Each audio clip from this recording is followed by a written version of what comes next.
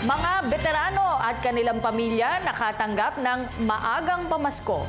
Kung ano ito, alamin natin sa ulat ni Joseph Parafina. Maagang pamasko ang natanggap ng mga veterano sa lungsod ng Makati ang kaanak ng mga ito. Ito dahil sa muling umarangkadang libreng gamutan na handog ng pamahalaan at ng grupong PhilVets. Bukod sa iba't ibang serbisyo medikal, may mga libre pang gamot at payo na dala ang grupo na ito para sa mga veterano. Nagkaroon tayo ng pagkakataon na naman na tumulong sa ating mga kapwang retirees, mga veterano, mga pensioners at senior citizen.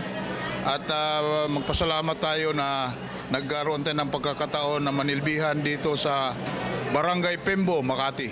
Ang veteranong ito, isa sa mga pumila kasama ang kanyang mga mahal sa buhay. Sa hirap daw ng buhay ngayon, malaking bagay ang ganitong klaseng serbisyo na kanilang natatanggap.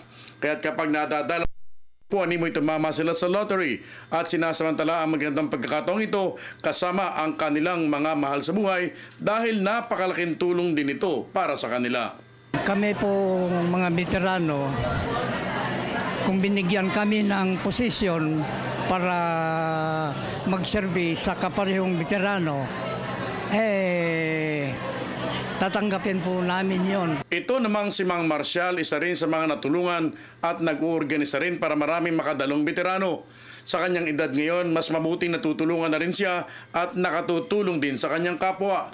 Laking pasalamat nito sa mga walang humpay na tulong na natatamasa nila sa mga grupo o individual na bukas palad namang naghahandog ng para sa mga veterano. Talagang kailangan ipagpatuloy ng PhilVets na suportado ng mga iba't ibang organisasyon, iba't ibang grupo ng mga retiradong opisyal at sundalo upang makatulong sa mga veterano. Para sa Telebisyon ng Bayan, Joseph Parafina.